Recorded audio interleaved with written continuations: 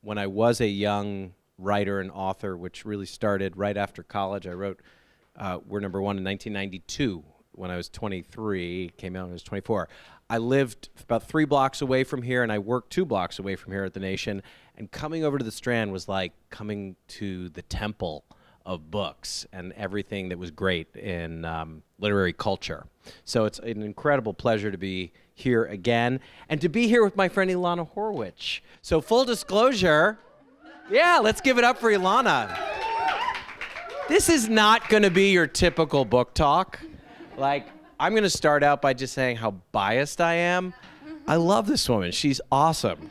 So she's my friend as of a few years ago. She's an amazing writer, chef, humorist, as we'll talk about.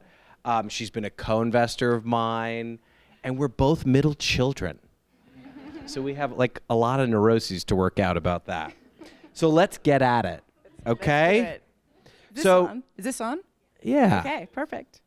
And most of the people here know and love you already, so this is really gonna be fun, because I'm gonna get you guys all into the conversation pretty soon. So, Meal and a Spiel, I think I said that right. You did. It's a cookbook, it's a memoir, but maybe it's really a self-help book. Because, you know, you talk about life lessons through food. And for example, you say, I want you to experience the kitchen as a playroom and cooking as a game, where the goal is not to win, but rather to have fun, to express yourself and be daring and forgiving. And to me, that's like philosophy or something like that. So how does this work? How do you write a book that's at once a cookbook, a memoir, and probably one of the best self-help books I've read? Well, that is thank you. That is one of the best self-help books that you read. You know, I think I just take life from a sort of philosophical / spiritual / way to grow approach. That's the way that I approach life. And cooking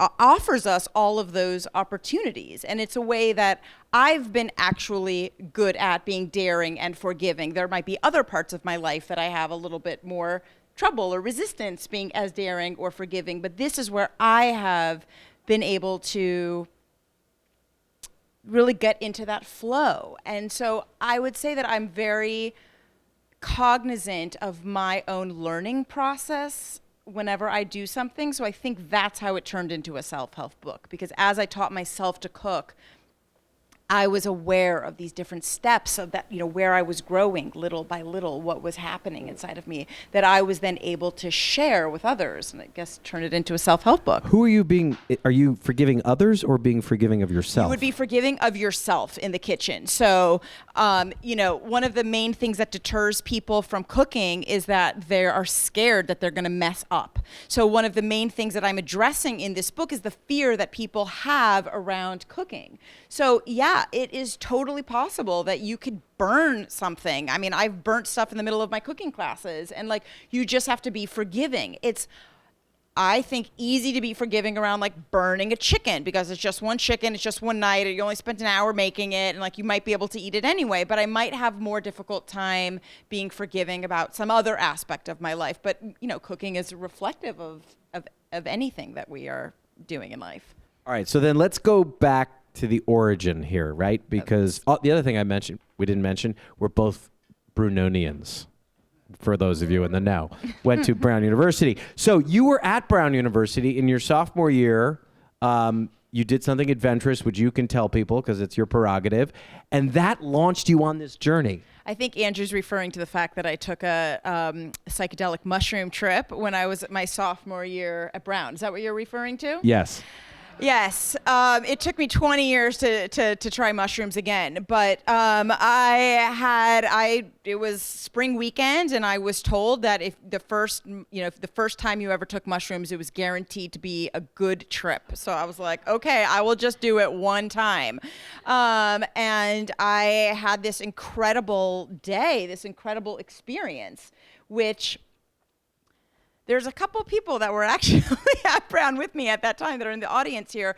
But I was hanging out talking to a friend, and a Frisbee was thrown by these guys way far away from me, and it came speeding right past me. And while I was mid-conversation, I just looked over with my left hand, caught a Frisbee, and I was like, oh my God, I just caught a Frisbee. Like, I could not believe what had just happened.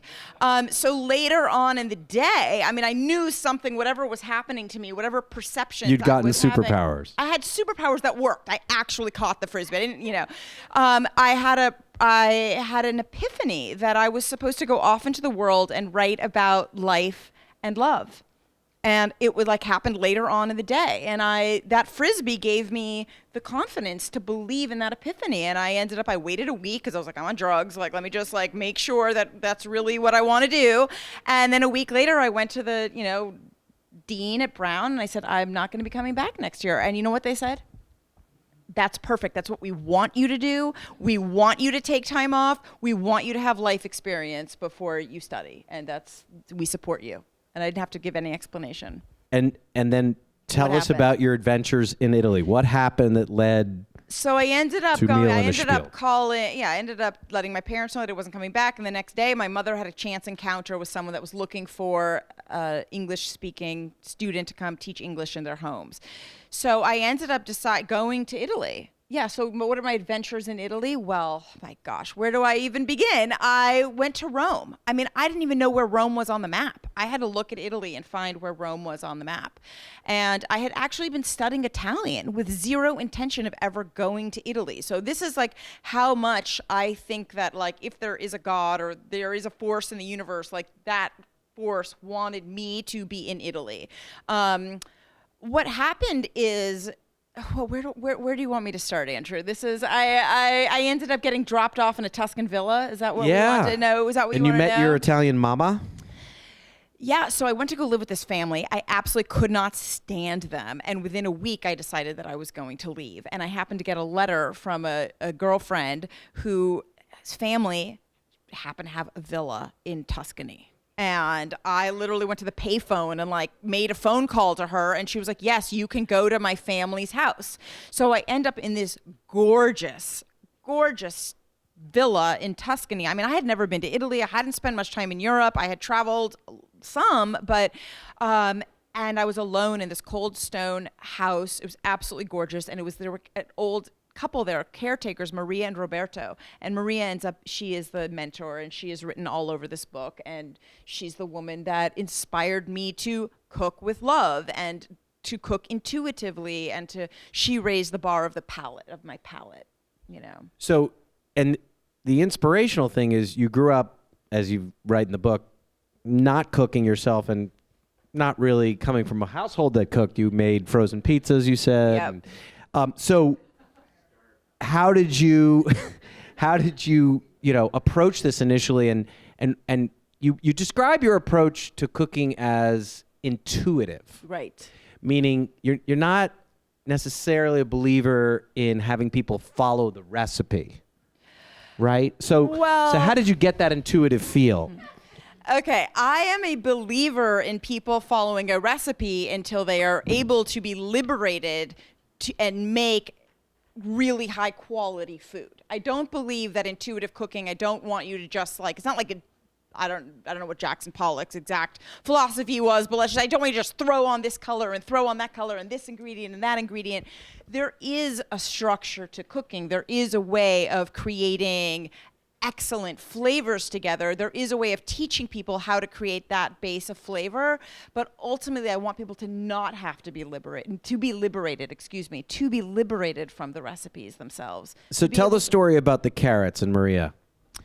So even in my early 20s, I had this dream that I was going to write a cookbook and that I was going to collect all these recipes from Italian women all over the peninsula.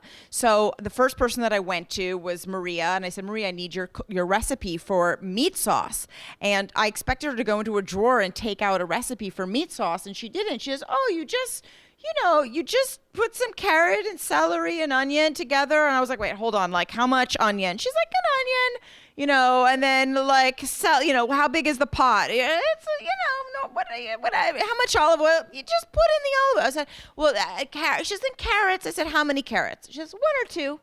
I said, well, what is it going to be? 1 or 2 carrots? 1 or 2. I said, but Maria, I'm writing a book. Like, I need people to know if it's 1 or 2 carrots. I need to know. She's, so what is it going to be? 1 or 2? She's like, 1 or 2. And I literally at that moment decided that I couldn't write a cookbook.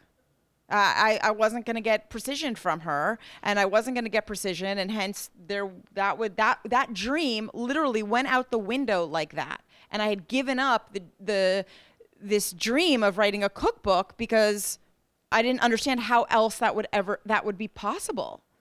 So it did take me about 15 years or something after that to come back around. And when I understood that I was going to be writing a cookbook, it's like, you're like, wow, that dream I had in my 20s was real. You think, oh, it's a silly dream. I'm going to write a cookbook. Who was I to even think I could do that? And then my life led me in a way that ultimately had me start a cooking school, and then I was writing a cookbook.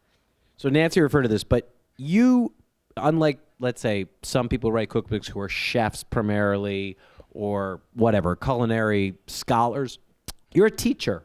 I am a teacher. First and foremost. So yes. Why do you define yourself as a teacher first and foremost as opposed to a chef or an author or whatever?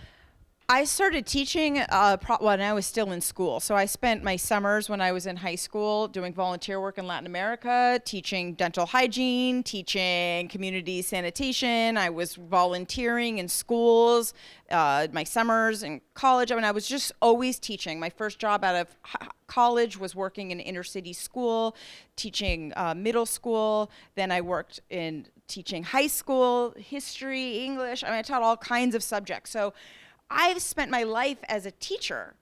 Then when, about 10 years ago, somebody offered to pay me to teach them to cook.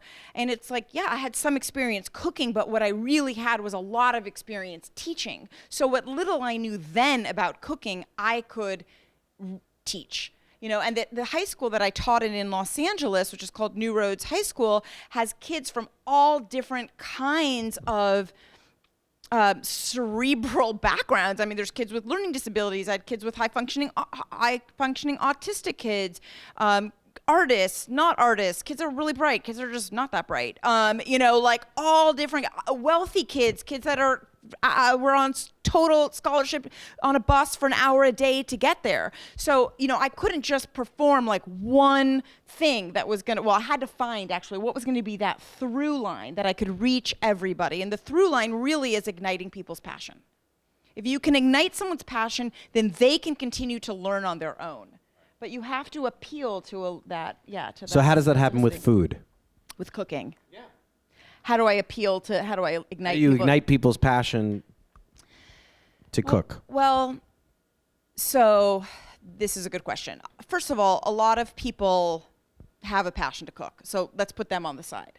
I love working with people and finding people that have a lot of fear around cooking. That's like my bread and butter. When people come to cooking classes and they're scared, or they're like, they don't know, they're scared to buy a book, or they're scared to have cooking, those are the people that I do this for. The main way that I could ignite a passion is really by helping them let go of their fear. And then I try to entertain them. I make fun of myself a lot in this book. I talk about, it took me a long time to find my career. I basically felt like a complete loser for at least a decade. So I, by sort of breaking myself down and breaking their fear down, perhaps that's the entrance usually into the passion. And of course, talking about Italy and the sensuality of cooking and the possibility of flavors and the beauty. All of that, of course, hopefully ignites people's passion. And let's talk about the Spiel side. Yes. Because one of the great things about this, and I think we never even talked about it, but one of the reasons we're friends, you have this like intense interest in things that are both Jewish and Italian, right? Yes. And that's super cool. So because it's like you get double the passion and neuroses. So the Spiel and the reference. Double the passion and double the neuroses. Yeah. Yeah. You talk about like you can teach schlemazels. Yes. So what is the whole Jewish angle in this thing?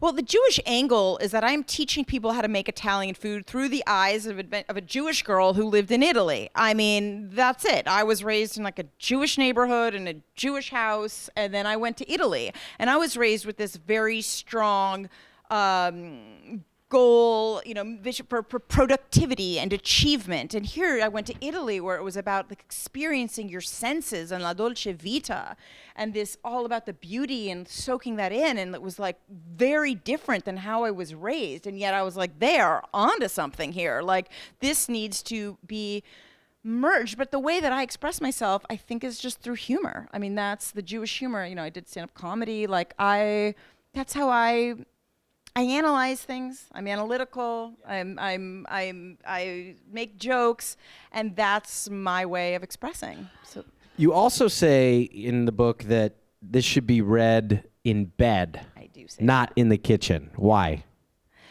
Because if you're going to become an intuitive cook, okay, you can't walk into the kitchen with like a list of ingredients and a list of things that you need to do, because then all you're doing is like, I have to chop tomatoes. Now I'm chopping tomatoes. Now I have to put the tomatoes in the pan. Now I have to put the tomatoes in the pan. Now I have to add olive oil. Now I have to add olive oil. And you're in your head. And that is not the way that I want you to cook. I want you to cook in your body.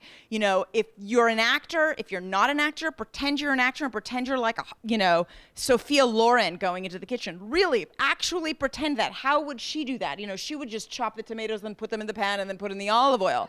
But like, if you had read that in bed, you would have an understanding of how things are going to unfold without the pressure of having to do anything.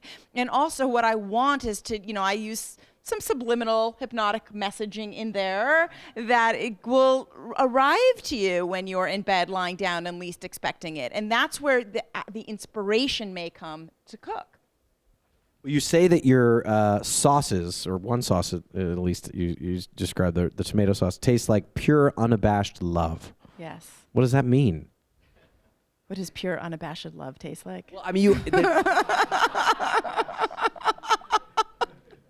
you've got a lot of connection. You got a lot of connection between like the visceral nature of making food and eating food and the love of food and sharing love. You talk about you can demonstrate your love for someone by cooking for them. So the pure unabashed love, what does that feel like? Okay, well, it's not in your thoughts.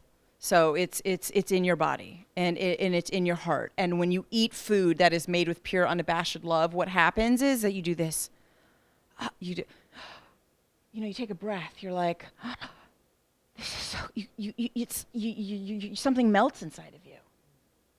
And that's what the experience that I want people to have, because, yeah, okay, we can make good food for each other, but if we're making food with pure unabashed love, then we're actually changing lives. We're actually like one bite at a time. And that's the point for cooking, is that it is a primal thing. It's primal to cook and to eat. And we do need to make this world a better place. We always have. This is my personal form of tikkun olam. And today is Giving Tuesday. So you're giving back. So giving back, yeah. I'm going to do a kind of quick hit list, and then we're going to go to questions of funny things in the book. Tell us about chicken crack, the Jews of Sicily, and the basics of balls. That's like one recipe. Okay, chicken crack is my Jewish Sicilian chicken meatballs. There were Jews in Sicily before the Spanish Inquisition. So the Spanish Inquisition, right? Jews had to leave Spain. Well, they also had to leave all of the colonies of Spain, and that was Sicily. There were 100,000 to 200,000 Jews in Sicily before the Spanish Inquisition. The Jews were merchants. They traded with the Arabs, so they got the idea of bringing raisins into their savory food. Then they were putting the delicious, amazing capers that are already found in Sicily and combining them. So when you have raisins and capers together inside of a food, you know that that's emblematic of the Jewish culture in Italy, particularly of the South. Having it made of chicken makes it even more Jewish. And what is the basic of balls? The basics of balls is I have to explain to you how and why recipes work so that you can be liberated. If you're making meatballs, you want them juicy. Right? You need your balls, got to be juicy. So I say what you need is a lot of grated onion in there. That keeps them juicy. And I also don't put in flour or breadcrumbs because, one, it's fattening. Two, it fills you up in an unnecessary way. And the downside is that your balls will not be perfectly round. But that doesn't matter if they're delicious. We'll take that to heart. What did Brisket do for you that therapy, Zoloft, and energy healers could not? I joked that I was trying to get out of a state of depression, quite a long one, because I really took me a long time to find my career, and that was really excruciating for me, for someone who just really has passion, really wants to have purpose in the world. And you're a middle child. And I'm a middle child. So in that, I started cooking. I mean, I just decided, I gave myself permission to actually do nothing for a while. And in that nothingness, I was cooking. And Brisket gave me this place to put myself, and it takes a long time to make brisket. So I was able to put my passion, use my hands, put my love of flavors. It's something that Zoloft was never really able to do for me. All right, I'm going to go to your question in a second, but I need to know about salad dressing, because this is really something I learned, because I'm in a household of foodies, but salad dressing should not be made separately. The ingredients should just be put on the salad and then tossed. Why? That's the way the Italians dress salad. Okay, so my next cookbook may have some salad dressings that go on there if we're talking about California Chinese chicken salads and stuff like that. But if we're talking about an Italian salad, they are only dressed in two ways: with salt, olive oil, and lemon, or salt, olive oil, and vinegar. Those are the two ways to dress a salad. And it goes directly into the leaves. And you just do it right at the table. And that is just the way that it's done. And that's exactly what Marcella Hazan says as well. So that is it. Yeah. All right, I'm opening it up to questions. What? It keeps it fresh and it keeps it crispy. And the reality is that you can't taste it. Sorry, let me add one more thing to that. If you're putting it in like a bottle and you're shaking it up, right? And then you taste it. Well, you can't really taste it because you've got the olive oil on top. It's all been separated. You don't know what it's going to taste like. Then how much are you supposed to put on the salad stuff? You go little by little. You toss and taste, toss and taste. Needs more salt, you add more salt. Needs more acid, you add more acid. And that's the visceral process that we're talking about, that you are connected to the food. This idea that everything has to be measured and poured on and into perfection is a disconnect. You need to be connected to the food, and the salad is a great way to do that. I'm opening up to the floor. Any questions? Yes, sir. So you mentioned adding a lot of onions to your meatballs, but if you're writing for a Jewish audience, there's a lot of things we can't digest. Like onions? So some are like onions and garlic. Yeah. So What do you do? Okay, so first of all, in the book, somebody here tonight already noticed it and mentioned it. There is a lot of talk of digestion. You'd be surprised, but the Italians love to talk about digestion. And they have all kinds of culinary statutes that are all about digestion. Like, you don't drink coffee and milk together after a meal because it creates gas, okay? You don't have coffee and orange juice and cappuccino together because it creates gas. You don't eat this together and this together because it's gas. You don't have ice water because it's gas. So they are obsessed with gas, okay? So in that note, we are not putting big pieces of onion in our meatballs. We're grating them almost really, really fine, which makes a difference. So one might not be able to digest big pieces of onion, but actually grated onion might be okay because you're doing a lot of the digestion for yourself by like manually cutting it up. That's what your teeth do, the first part of digestion. So if you're making meatballs, and you absolutely can eat no onions, I'm not sure you can make meatballs. like that's really a tough one. Then you're going to choose other recipes because meatballs are essential. Garlic, on the other hand, Italians don't eat as much garlic as you think. It's really about flavoring the olive oil with garlic and then getting rid of the garlic. So it's not about chopping garlic. So garlic you'll have a better chance with. Yeah. Other questions? Yes, sir.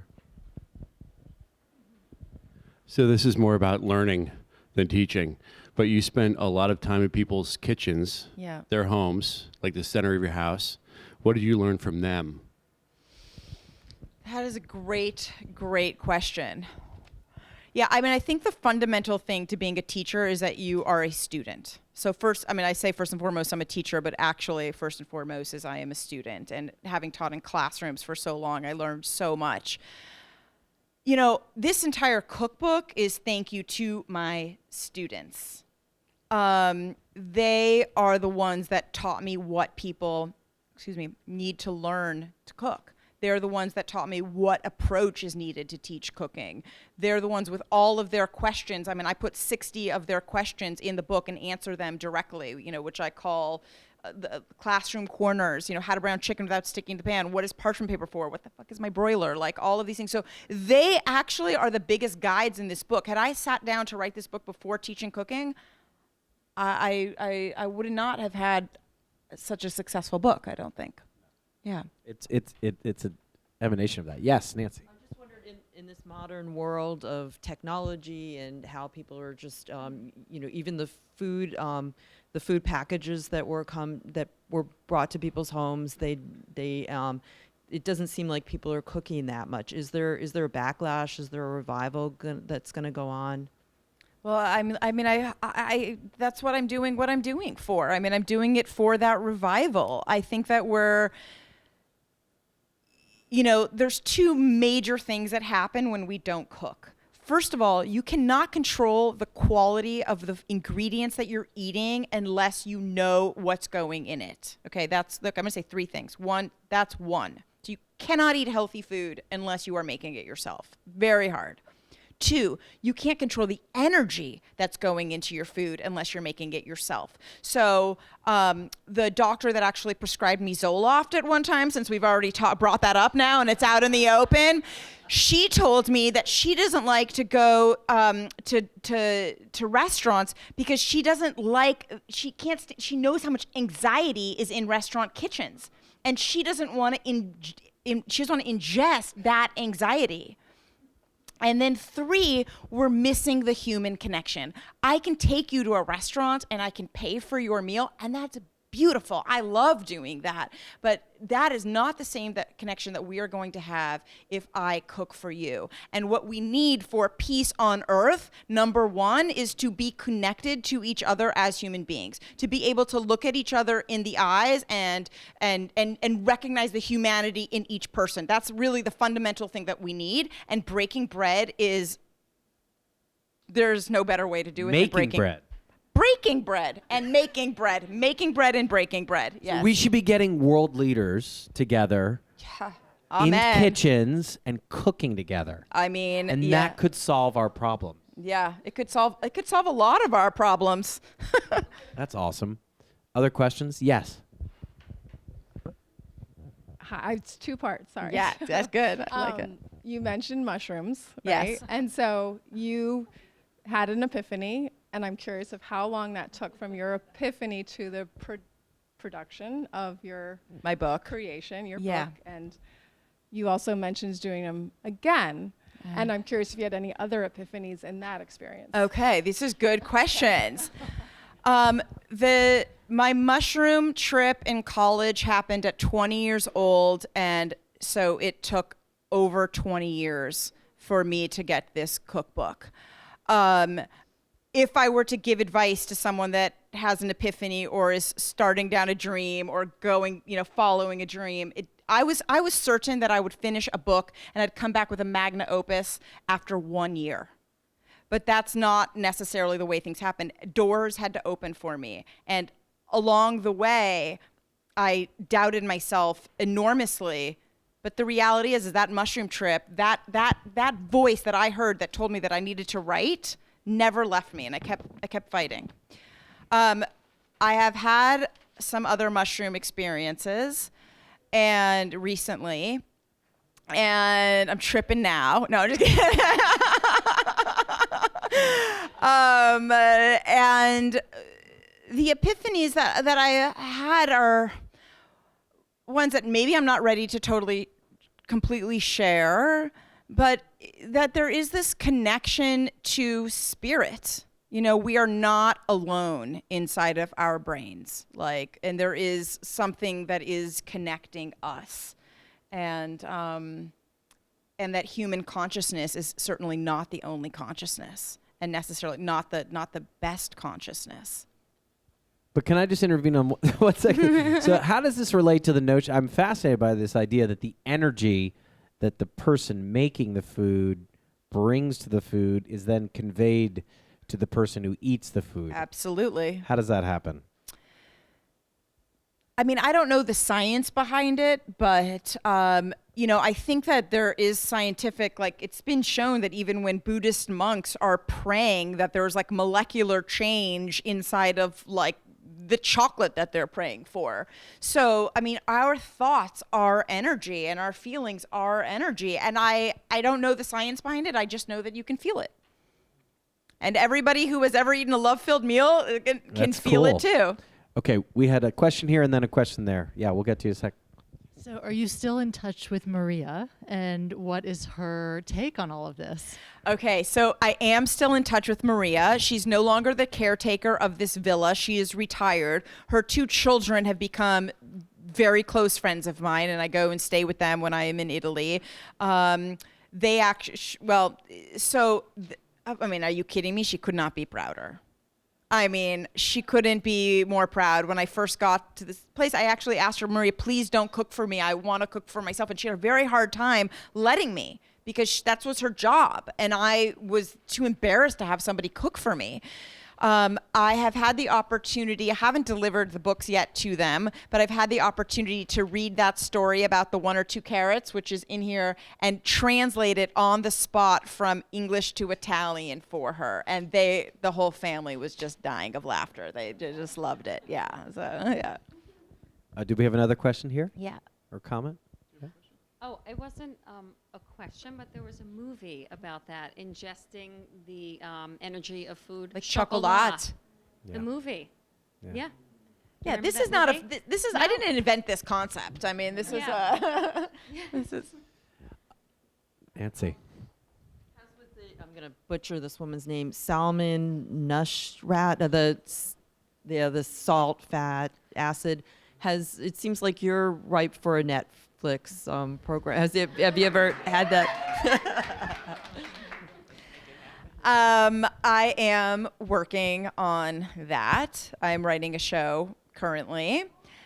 I'm not writing. I should say it's an unscripted show, so I'm not writing a script, but I'm writing a treatment for a show, which would involve me collecting stories from women all over the world, and their cooking and their stories, because that's how I got started, and that's really who inspires me. Yeah. Cool. Yes.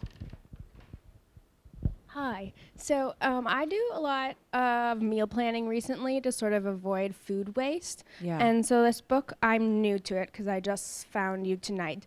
Okay. But there's I've flipped through it and I see a lot for dinner parties and stuff.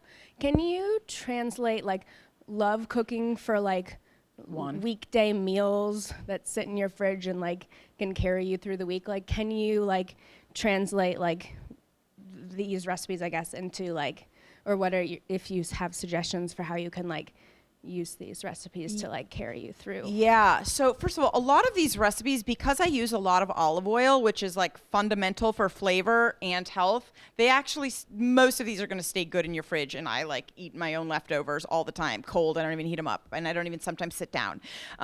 Just open up the fridge and eat them. But if you're looking for things that really are meant to stay, those are the slow cooked foods. So I divide my mains up into grilled, in the oven, al forno, and then slow cooked. So explain to you how to slow cook in general, and that's the stuff that's going to really last for you. Listen, I don't teach meal planning. I understand some people do, and I really respect it. But if I can light up a passion for you to cook and know how to use ingredients that are already in the house, and that's what I teach you, then you might not have to plan. You can just be spontaneous in that creation. Hope that answers your question. A secret to the Mediterranean diets in general from that? Look, I all lost this? 30 pounds when I went to Italy. So not even trying. So I think that there's a big secret to the Mediterranean diet. This is very funny. I remember when I first got to Italy and I was having one of my first meals with Maria and her daughter. I didn't eat the bread, okay, because I was 30 pounds overweight, and what business did I have eating bread? Now, I might have eaten bread in private by myself so no one would see it, but I was certainly not going to do it in front of other people. So they said they noticed, they understood why I wasn't eating the bread. I didn't even have to say anything, and they're like, no, but you eat the bread. If you eat it with olive oil, it's not fattening. And because it just goes right through you. And I thought that was so funny. And I thought it to be true. I happened to have lunch with 3 Romans in Los Angeles just the other day. And I mentioned that to them. And they're like, yeah, of course, that's true. You eat olive oil with bread. The bread isn't fattening. So the olive oil, it's lubrication. It shoots it right on through. They have lots of vegetables. They're not eating processed foods, and they're not snacking. So it's not just the Mediterranean diet, it's the whole Mediterranean way of living, way of eating. Yeah. One of the really cool things about the book is just how gorgeous it is. So you should open this up and talk about, you self-published this book, and then Ingram, one of the biggest distributors, picked it up. So you got to be in control of the creative. I did. And you had a lot of partners. So I want to give you a chance to talk about that. Thank you. Yeah. So that was, there's benefits and not benefits of self-publishing a book. But the hugest benefit, and why I am so glad that my first book that I got to self-publish it, is that I got to make all of the creative decisions for it, including this cover. So the cover, it was, as a teacher, it was very important for me to have I wanted people to immediately have a visceral connection to the book, okay? This is not about your brain and your eyes. You're cooking from your heart. So that's that. I wanted it to also look like a Bible, and I wanted it to look like an old manuscript. We're in a rare bookstore right now, but I wanted it to look like an old manuscript that had been buried in a monastery for 1,000 years, hidden by the church because it had secrets that were going to enlighten your life. And here you open it up, and out comes dust and spells. So that's the feeling that I wanted to give. And I did jeans because every badass, this is how to be a badass in the kitchen, knows how to rock a pair of jeans. So that's why we decided to do it in denim. But I also got to choose my editor.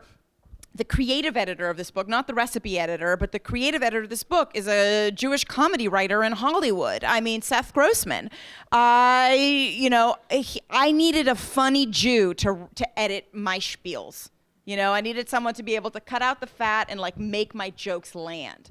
I chose for the photography, I chose here's a page right here. You can open it up. I chose a photographer that's not a food photographer, but he has a very sensitive eye to photographing gorgeous models. And he used to be a high school special education teacher. Not that I was a special ed teacher, but he was a teacher. And I know teachers can tell non-verbal stories, And then for food styling, I didn't want a food stylist. I think they make food sometimes look a little fake and too shiny, and I wanted this not to be too perfect. I want someone who's scared of cooking to say, I can make that.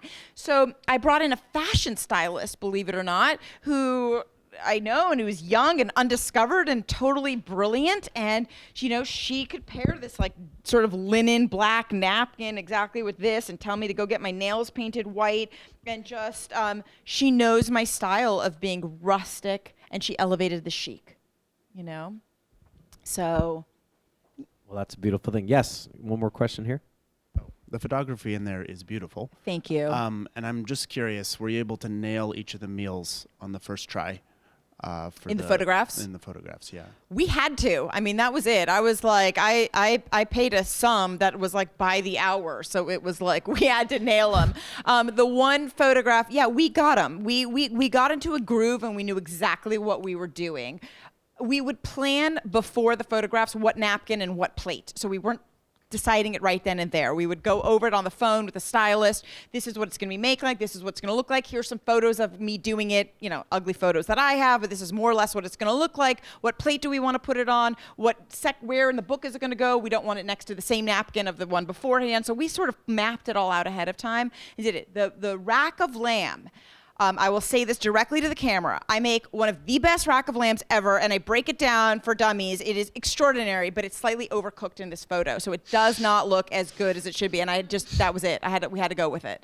So the answer is yes, but we did mess up kind of one, and it's still in the book. But you extol the virtue of mistakes. You say it's like dance, right? I say there's a life lesson through food, which is called shift into dance, which is there's the people that know that are, we go to a party, we are these people. We go to a party, the music changes, we don't know the song, and we're like, what is this? And then we're like, oh yeah, I got the groove. I can groove to this. And then, there's people that are like, I don't know what this song is, and I have to go sit down. That is not the attitude to take into the kitchen. You got to be able to shift into dance. And so, yeah, we make mistakes, and you got to be able to shift. Well, that seems. Oh, you have one more. Sorry, yes. the second question. I know in writing and editing things, there can be tough decisions to make. If I remember correctly, there were 110 recipes in there. Was there 111th that broke your heart to cut it out, or is there a new thing you would have added at this point? I didn't have to cut anything out. I decided at first I thought I was going to be making a cookbook that was like of my cooking school. But I had like nearly 300 recipes. So I had to understand that the path of this one was going to be Italian food with healthy California influences. So it's a Jewish California girl's journey through Italy. And then I just understood what my next books were going to be. Do we say what they are? The working title of the next book is my California Healthy Eating, and it's called A Jewish Girl's Guide to Not Getting Fat and Never Having to Diet. And since I already told you that I used to be 30 pounds overweight, you can believe me that I moved through that journey. And then there's going to be one about my health. I don't know what the working title is yet, but it's healthy versions of ethnic food. So I do Persian food and Thai food and Indian food and Mexican food with all California elements. There were some recipes. All of these recipes got tested by 100 people all over the country. Every recipe was tested by at least 3 people. And there were a few recipes that came back that everybody just didn't have a good experience with, that were shocking to me because they had worked well for me in class and stuff, but clearly there was mistakes in the recipe. And I was like, you know what? We're letting this go. Like, we had to let them go. This is a great one that happened, is that you're in the Crostini chapter right now. There's the Jewish Italian tuna toast. They are fantastic, but they were going to be a Jewish Italian spinach and raisin and pine nut toast, and they just didn't get good reviews. And so I went and scoured the internet looking for a crostino that didn't have didn't have cheese in it, and because the other ones had cheese, and could I find something that was Jewish Italian? And I came across a recipe like that was from Padova up in the north of Italy, that was made with tuna and butter and whipped together with capers and olives. It is, unfortunately, I didn't get a picture of it, and so people don't make it as often, but it is just delicious. We should break for some of those. Yeah, I know. I'm sorry I didn't cook for you all tonight. Thank you, everybody. Terrific discussion. Oh, yes. The totes, the Kitchen Badass totes, are for you to keep. Please wear them all over New York City with all your designer clothing. Let's give a hand to Elana. Thank you, Elana. Elana, thank you for being a badass at the Strand Bookstore.